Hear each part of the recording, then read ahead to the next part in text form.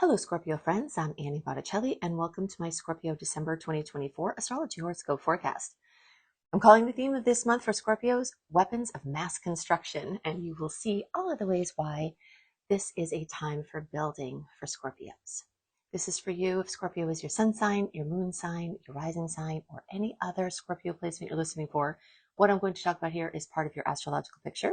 If you're a very late degree Scorpio friend, so birthdays like November 15th through the rest of the sign, or Scorpio degrees 23 degrees through the rest of the sign, I suggest you additionally listen to my Sagittarius report, as you very late degree Scorpitarius friends will benefit from both readings. As usual, there are many layers to discuss to give you a proper view of what the astrological climate will be like in this time. And I'm going to be looking at all of these layers through the lens of these weapons of mass construction. Podcast friends, I'll put the chart as the thumbnail if you want to have a look at it. We're going to be focusing a lot of energy here in the bottom left of the chart. If this were a clock, like the 6 to 7 o'clock, 8 o'clock range.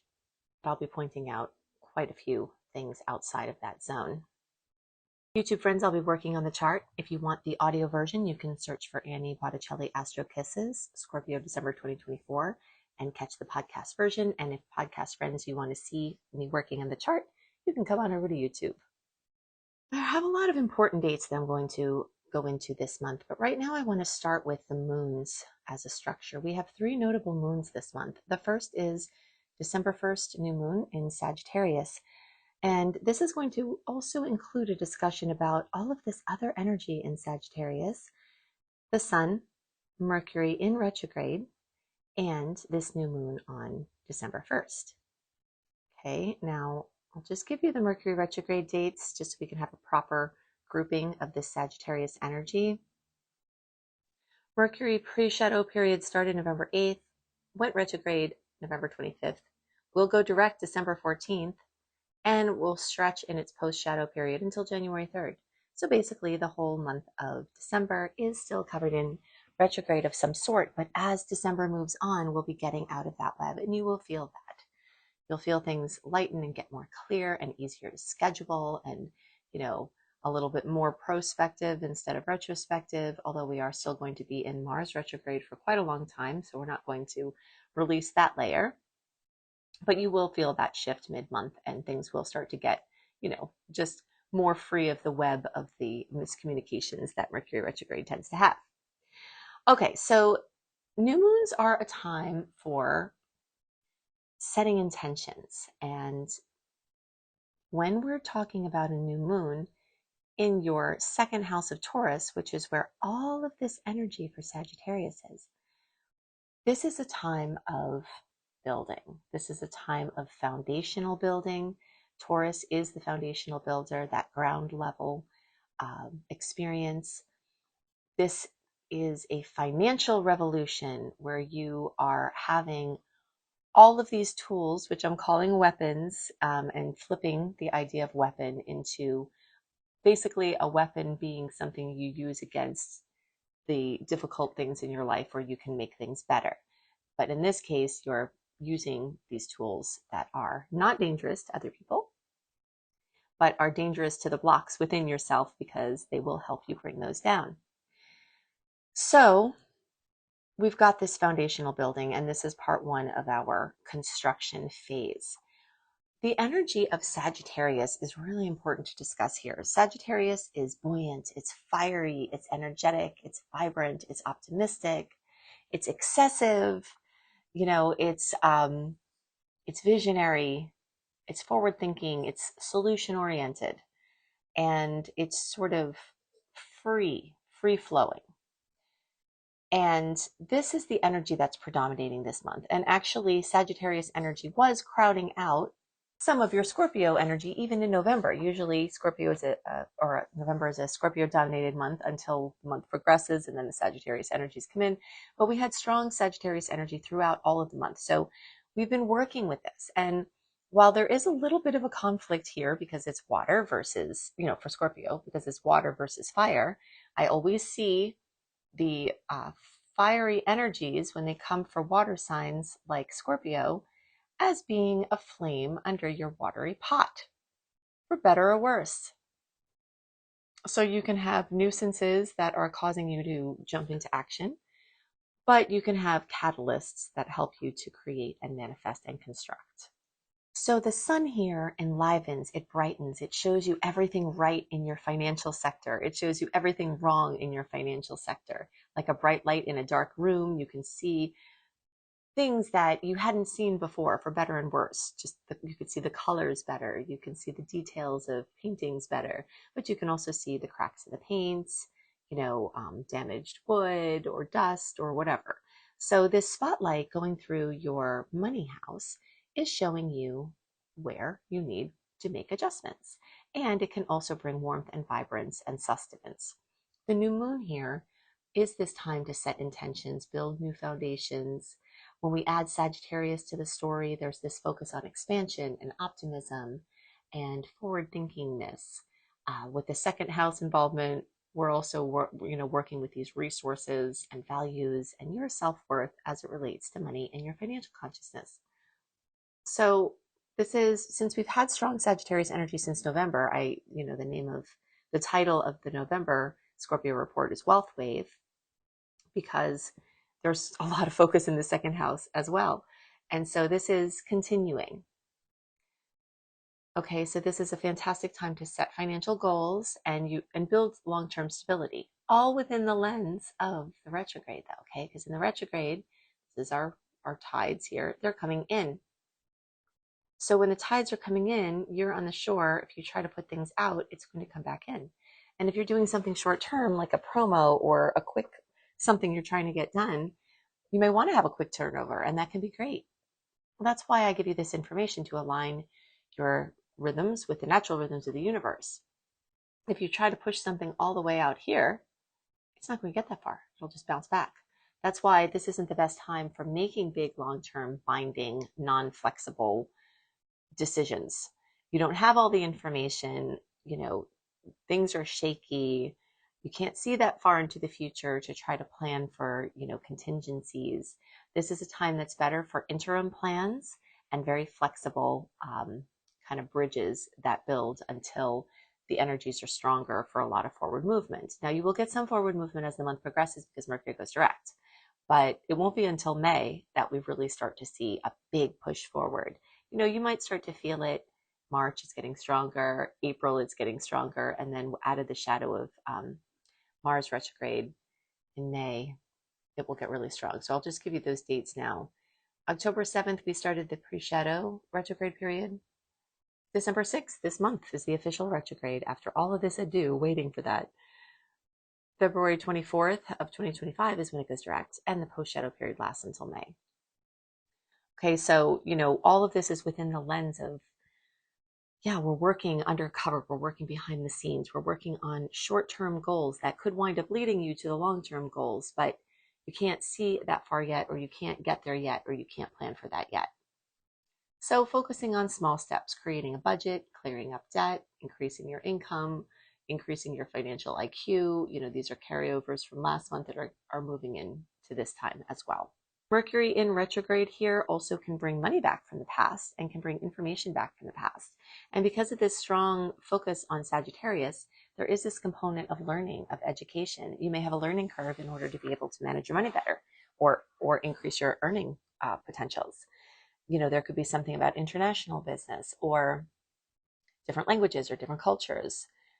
Sagittarius is wide and broad, and Mercury rules education and information. So you may be interacting with people with an international connection, and all of this can help you to build that sustenance in your second house. Okay, so I said we'd go through the moons first, and we are going to do that.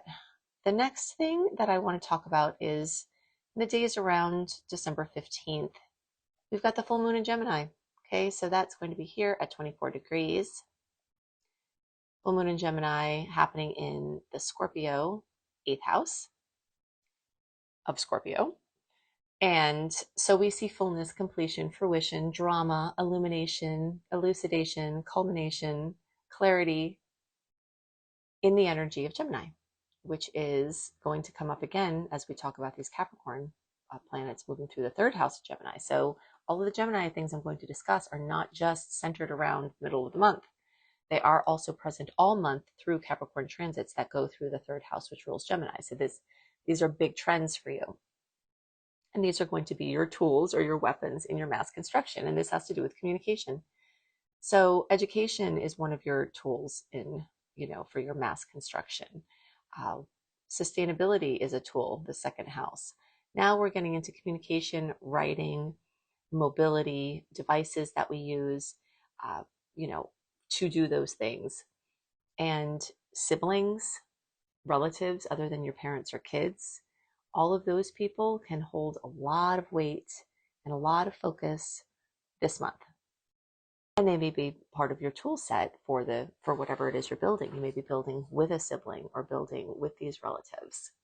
This fullness and elucidation and possibly drama all brewing in the 8th house is the house of shared resources. So, joint money will probably be coming up. Transformation, intimacy, control, power, forgiveness, or lack thereof.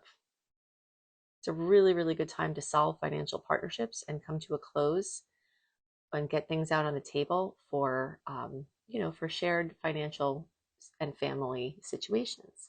This could be coming through your spouse, or this could be coming through your parents or your family or some other space where you're sharing money. So this is an opportunity on basically how to build stronger, more intimate connections with these people in your life and how to use the shared resources wisely and effectively. An actionable tip from the combination of these energies is to communicate within relationships. If you are in these shared financial relationships or shared intimate relationships, and there's a lack of transparency or communication, or in some cases vulnerability or really, rawness, it may be a time to do that. Misunderstandings may come up, especially from the Mercury and the Mars retrograde, but this could be a time that you can clear the air and start to rebuild trust on a foundation of communication. And that's where this Gemini really factors in. This 8th house is also the house of debt. So you may see yourself get your debt paid off at this time, or something happening, even if it's a challenge, that can show you what you need to do in order to have a healthier financial framework. I will also throw in this longer term transit that Jupiter is working in all of these areas of shared resources and Gemini. So everything we've just discussed is in a process of expansion for Scorpio, especially as of May-ish of 2024. Although I do often see Jupiter transits really start to take effect at least several months beforehand. So we're talking about really all of 2024, you've been in a building process of shared resources. You could be borrowing money, you could be paying off money, it could be government money. It's basically getting involved with other people's money in a shared way, or your own money that you're sharing with somebody else. So until June 2025, you do have the storyline here. And this can make you more lucky with money. You can have windfalls of money, you can win money, you can have money come out of the blue, you can win sweepstakes, you can get a loan, you can have something happen where an angel gift comes in and offers to pay for something for you that alleviates some stress. Okay, so the third moon, now you'll notice usually we have 2 moons to discuss, right? But we do have this second new moon. Okay, so the first moon, December 1st, was the new moon at 9 degrees of Sagittarius. The second moon, December 15th, is a full moon at 24 degrees of Gemini. And this third moon is in the days around December 30th. It's a new moon at 9 degrees of Capricorn. That's the only one of the bunch that's in a better angle for you. That could increase the odds of a positive manifestation. But remember, our charts are complicated and you have way more than just your Scorpio placement. You have all these planets that can connect in with any placement, so from that perspective, it's a little bit limited to only limit it to, okay, this is going to connect in with your sun sign or your rising, whatever you're watching for, but it is a factor and it is relevant.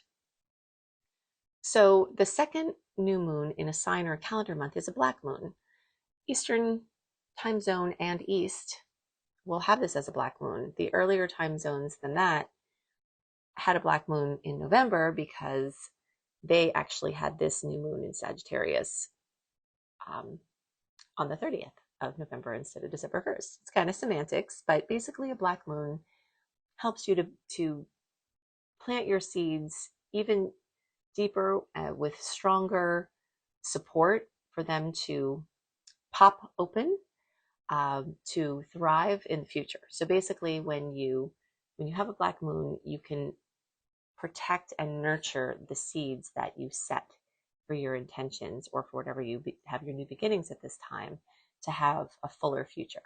So we all know that whether it's a child or whether it's a plant or whether it's an animal or whatever it is, the more that that seed is cared for in those early days, the easier it is for them to flourish when they're younger.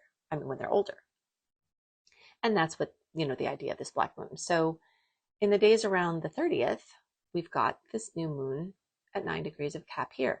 Now that new moon is going to join Venus, Ceres, Pallas Athena, and the sun will move there around December 22nd. So we've got a massive amount of energy, even more than there was Sagittarius energy in Capricorn at this time, which floods your third house of Gemini, which only brings up all those Gemini topics more.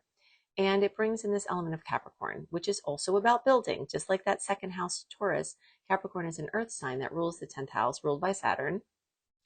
And, it's about building. These earth signs are about building. And this is a really nice angle for you. All of these Cap placements are the molds that your water can flow through. It's the structure, it's the stability that can make you comfortable in your flowing process and help you to flow better. And Venus rules money, so we've got more of that. Capricorn is very much about building for the future. And it's about climbing the mountain. It's about ambitions. It's about work and employment and being an authority figure or interactions with authority figures. Historically, it related to father figures, and you may see these father or male energies come in, but the gender doesn't have to be relevant. I've seen many a single mom or, a strong, just gender not relevant, a strong Saturnian force be related with this Capricorn energy. Maybe you are becoming that Saturnian force of discipline and strength. Maybe you are relying on someone else that will be helpful to you, but the energy is present nonetheless. So with this new moon, you get the intention setting and your wishes to support practicality and discipline and long-term planning. Even though you can't see that far ahead, certain steps you can take now will be helpful to your future. This also, again, is about these solid foundations. The fact that all of this is happening in the third house brings in this story of communication and learning and local networks like neighbors. It can also bring in mental resilience and social connections and friendships. So you may see a lot of blossoming energy there, new chapters in old friendships and relationships, and maybe some new people to come into. But you might start to get more involved with your community, or important things involving neighbors, or again, relatives, cousins, aunts, uncles, siblings, etc. One actionable tip that you can use at this time to make the most of the energy is to upgrade your skills. And this is something I referred to also in the second house, again, because of this earthy connection, where you can learn something new, improve your communication skills, improve something you need for business. This is about mental construction. Okay, so in our topic of construction, you're building solid foundations, you're building your financial IQ, you could be building your money sources, you're also building your mental, intellectual capital, and also constructing your friendship bases and your social connections and your social enrichment. Because of the retrograde energy, it's really difficult to plan all month. And that kind of is a bummer because this is holiday time and a lot of people are going to be having a lot of important plans. But you will be happier if you have people pencil you in instead of pen you in, because then if things change for you, you don't have to feel as bad about canceling. And then also if you can accept that people who promise to be somewhere or do something this month, they might not. And if you know that ahead of time, then you can be more relaxed about it. It's a time for flexible plans. It's a time for last minute magic. It's a time when, fly by the seat of your pants is going to be a little bit better than trying to plan. Mars in retrograde often can get people lazy and unambitious, and Mars is one of your rulers. Okay, it's the only ruler for Aries, but it's your co-ruler along with Pluto. So what I tend to see happen with Mars retrograde is two big things. One, people get lazy, unambitious, uninspired, uninterested in many things, and sort of just complacent. But then certain other areas of life will tend to get obsessive, with obsessive focus, monofocus, which Scorpios are known for anyway, partly from this ruler. So, you may get really hot on something, and those somethings are likely to be involving Leo, which are children, romance, true love, bucket list stuff, pleasures, fun. And it's likely to also be in the 10th house, which is Capricorn. So all this stuff we talked about in Capricorn, you may find that Mars is getting you really, really, really mono-focused and obsessively focused on, which is work, career, employment, wealth building, managerial focus, your place in the world, your public standing. Many people don't need to earn money. They have money from things that they've done already or different things, or they're retired. And, so this has to do with your public standing, your place out in the world. And you may find that even if you are employed and you do need to work, that your place out in the world, you may get really focused on that with Mars. So the Leo and the Capricorn sections are going to get your hyper focus, but other things in your life, you might not be interested in those things. And other people will be doing the same thing.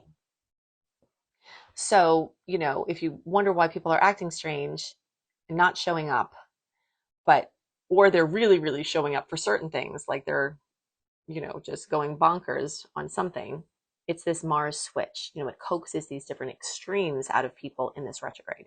So I'm not going to go too much more into Mars retrograde, but if you search for Annie Botticelli, Mars retrograde, I've got a shorts playlist on YouTube. I have a video playlist on YouTube, and I have blogs also.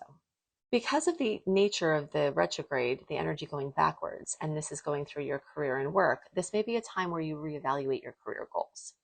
You can reassess your career strategy. You may take your time and strategically plan, steps for the future, and you can take actionable steps, but just keep in mind the tides. The actionable step you might take might be something small, little baby steps. Because a big thing, it's like the force that you try to put something out with is the force that will come back to you, boomerang back to you on the shore.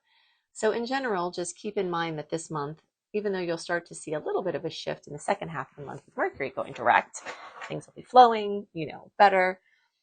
But in general, we're still in, you're the spider and you're waiting in your web for food to come to you instead of trying to conjure or try to build all these new webs. You're focused on repairing your webs and maintaining. You're on the shore, you're letting things come to you instead of conjuring and trying to make things happen, and follow the flow. If you notice that, one of the biggest things to know about Mars retrograde, actually two big things. If you find that what you're doing is not flowing and you're getting the keynote of Mars retrograde frustration, then stop doing it. It's really simple. Now, certain things, like if you have to pick your kids up from school, or like certain things you cannot get around, of course you have to do those things. I'm not saying, okay, just say, forget it, there's traffic, I'm not picking the kids up. If there are certain things you really have to do, then obviously you need to do them. But there are a lot of things we don't actually need to do right then. And you'll find that if you really ask that question and you're like, you know what, I really don't need to do this right now, you can alleviate so much frustration from your life, especially being Scorpio. Scorpio and Aries is especially important, but it's true for everybody. And then the next thing with Mars to know is don't pick a fight with someone during Mars retrograde, because it will tend to boomerang, even if you're right. Okay. So lawsuits, anything that you do that's aggressive towards someone else, flipping someone off when you're driving, any act of aggression, however passive or pronounced, has more of a chance to boomerang back to you. And talk about that spider, the webs of our interconnectivity in the universe are always there.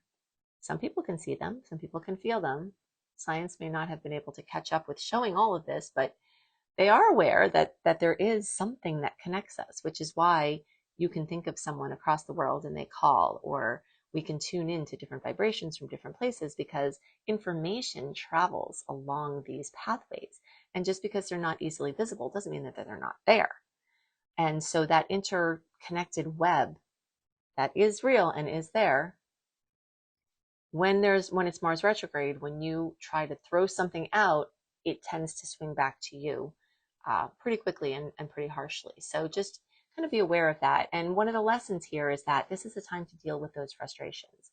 If your gallbladder and your liver are congested and that's making you more aggravated by nature, it's time to start giving them some more support. You know, if you have anger that you haven't resolved, it's time to work that out, because the things under the surface will come out at this time. And if it boomerangs back to you, it's the universe showing you that that is your aggression to deal with, regardless of what other people have done or not done.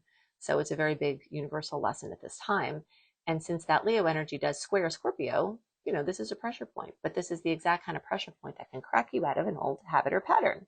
Okay, I have a couple more dates, a couple more important things to talk about, but I wanted to point you to, if you like the dates, so I'm giving you a lot of dates, I always do every month, but if you want even more dates, all the sweet and salty dates, a write-up, you know, an organized write-up of the month ahead, and you're a visual learner, you want to see it all in one place, go to anniehelpsyou.com, put your name and email address in, click receive, and when you get the welcome letter, you'll get all kinds of goodies. Most of the stuff I do in the world is free. I'm able to build my life this way. I'm very passionate about being able to offer free education. I think it's a gift to the world. I'm happy to participate in it. So I give a lot of things just free to the public. I give even more free things to my free VIP community. And this is where you sign up. You get early horoscope access. You get, you know, my weekly newsletter that is full of ways that you can use the current stars for your benefit. But specifically, when you, in the welcome letter, when you click on the archive link, go to the search bar within the archive link and put in December 2024 astrology, and that's where you'll find the sweet and salty dates. And I'm going to give you a sweet and a salty date here, but you'll get more. All right. And lots of other stuff. Okay, so the other dates I wanted to give you, do we want to do the naughty one or the nice one first? Let's do the naughty one first. And I am going to give you some ways to make lemonade out of the naughty one, even because I'm an optimist and that's how I like to look at things. But I will also tell you it's going to be annoying, and it is there, and you will feel it. So Jupiter, this is a big one. When outer planets get together, they're slow moving, so they stay closer for longer, and their lessons are stronger and more profound. So in the days around the 24th of December, Saturn and Jupiter are going to be exactly connected. Again, this happened already. August, September was very strong with this. It lightened up a bit, but it didn't get too far away. And now here it is again. It's most connected in the days around the 24th, but you will feel this all month because they're only a couple of degrees away from each other all month and beyond. So let's break this down into layers so we can better understand it. Jupiter is the great expander, it rules Sagittarius. Saturn is the great contractor and restrictor, it rules Capricorn. So you see this energy also embodies the two stories we have in the shorter term transits at the time as well, which is kind of interesting. So it's just making all of this doubly true. Jupiter wants to expand. Saturn's putting the kibosh on it. Saturn wants to restrict, and Jupiter's saying, hey, lighten up.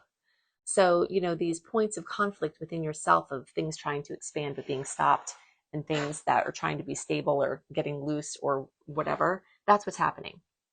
Two key words here to make lemonade: discernment and streamlining. If you can discern these multiple different things that Jupiter's trying to get you into and the excess, and trim it down into monofocus or hyperfocus, Saturn will be happy. If you have big dreams that need discipline and persistence and you start to apply those, Saturn will be happy.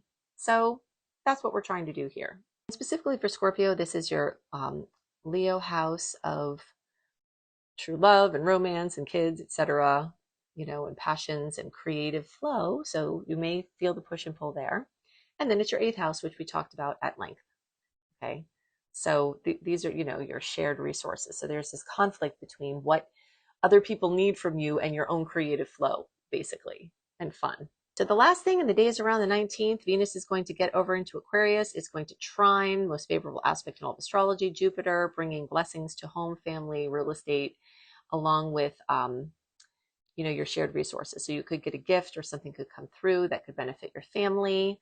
And this is an overall great time to do important things, especially of a short-term nature. Okay, so if you have resonated with my work, then please click like and subscribe and click the bell. I've heard that if you don't click the bell, my posts won't go into your feed, but that's what you can do to help YouTube know that you resonate with my work. And you can also enable notifications, and all of those things will help guarantee that you won't miss anything from me. If you love the dates, sweet and salty dates, things to be awareful and careful of, the awesome aspects, definitely go to anniehelpsyou.com, put your name and email address, and click receive to get my very informative weekly newsletter. You get so many free things. Most of my work in the world is free. You get even more free stuff as a member of my free VIP community, which is what you become when you put your name and email address in there. When you click receive, you will get the welcome letter delivered into your inbox. It could be in spam. You'll have to move it into your inbox. Click on the archive link there and then put in the search December 2024 astrology. And that's where you will find the sweet and salty dates. I always email that out a month early to my VIP friends so that you can prepare and know the dates ahead of time and know what you're getting yourself into. And if you're a visual learner, you could see all the dates there and have everything in a written format. So at anniehelpsyou.com, you can unleash by joining my free VIP community. You can upgrade by accessing my secret star portal. This gets the earliest possible access to all of my work. You do get the horoscopes and other posts early in my free VIP community too, and then you get them extra early in the secret star portal. You also get written horoscopes monthly for each sign and so much more when you upgrade there. And if you want to learn astrology, then you can click on up level and see my options. You can start with the basics, or you can dive deep into my Becoming a Professional Astrologer Mastery Certification course. If you think I put a lot into my free work, you should see what I put into this course. It has well over 100 modules and growing, and it can take you from beginner to earning money in a very short amount of time if you apply what I teach you that way. And for people who have already been well versed with astrology, if you can't seem to tie it all together because you know so much and you don't know where to go in the chart to give a concise, effective reading every time, that is my specialty. Plus, if you're trying to monetize your love of astrology, that is my area of expertise. So you can click on up level when you're there at anniehelpsyou.com. I hope you have a wonderful month, and I'll see you next month. Bye.